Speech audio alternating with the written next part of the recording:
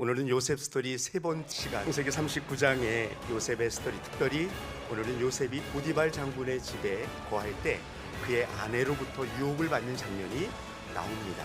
성경에 일어나는 모든 유혹, 사건들은 어쩌면 우리의 삶 가운데 일어날 수 있는 일들이고 사건들입니다. 그러나 믿음의 선배들을 통해서 그 시험과 유혹들, 그 어려움들을 어떻게 이겨나가고 승리했는지를 우리는 성경을 통해서 보고 우리에게 오는 시험과 유혹을 역시 이길 수 있다. 할렐루야. 여러분도 시험을 이길 수 있습니까? 있습니까? 네, 있습니다. 요셉이 유혹 앞에서 어떻게 승리했는지를 보여주었기 때문에 우리는 그 모습을 따라가면 될 것입니다. 그런데 이런 유혹이, 요셉의 스토리를 여러분이 아시는 것처럼 요셉은 성실한 사람이었고 39장에 보면 여호와께서 함께 하셨다라는 표현이 6번 넘게 기록되어 있습니다. 하나님이 함께 하시는 사람이었고 함께 하시는 증거를 경험하며 사는 사람이었습니다. 근데 그에게 유혹의 손길이 다가옵니다. 여러분, 노예라는 위치에서 어쩌면 그것은 유혹이라고 보기에는 또 다른 기회였을 것으로 생각할 수도 있습니다. 왜냐하면 신분 상승을 위해서 너무 좋은 동아줄이기 때문에 그렇습니다. 마님의 은혜를 입는다는 것은 어쩌면 조금 더 높은 자리에, 그리고 안락한 삶을 유지해 갈 수 있는 또 하나의 기회일 수도 있었겠지요. 그러나 그는 그 유혹을, 그 기회를 거절합니다. 어떻게 거절할 수 있었을까요? 39장 9절의 말씀은 이렇게 기록합니다. 이 큰 악을 행하여, 이미 요셉은 이것이 악한 일임을 알고 있었습니다. 여러분과 저도 악한 일 할 때 막 가슴이 뛰죠. 심장이 전문 용어로 벌렁벌렁 막 뛰지요. 악한 일인 것을 알기 때문에 그렇습니다. 그런데도 죄를 짓는 이유는 그 다음, 다시 한번 말씀 보시겠어요? 그 다음의 말씀이 어떤 말씀입니까? 하나님께 죄를 지으리. 하나님이 계시기 때문에 내가 그 죄를 범할 수 없는 것입니다.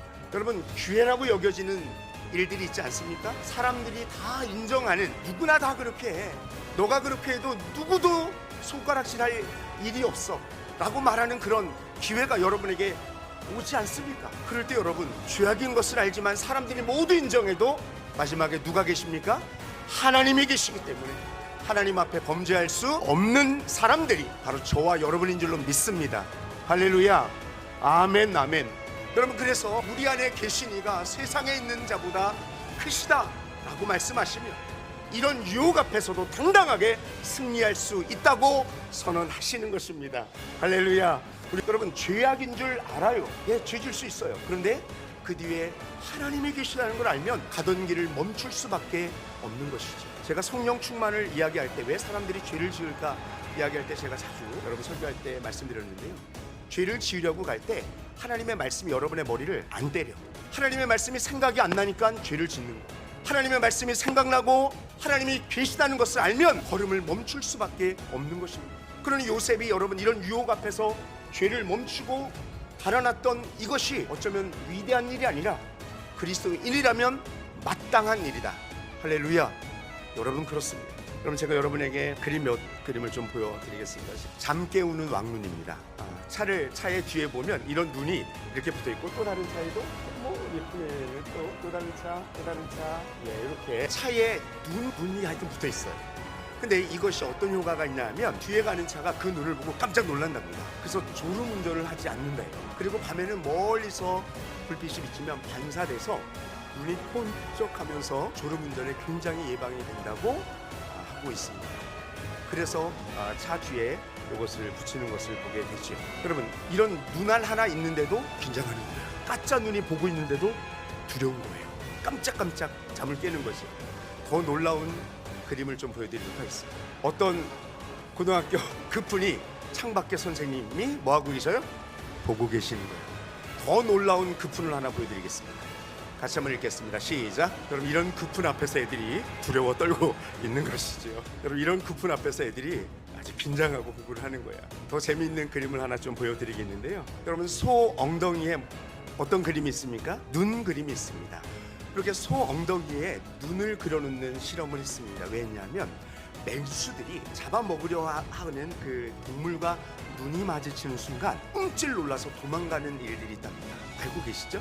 네, 그래서 이 사자들이나 이런 맹수들이 소를 공격하지 못하도록 엉덩이 뒤에다 한번 눈을 그려봤는데 눈을 그려놓은 다음부터 사자들이 공격하지 못했다고 합니다.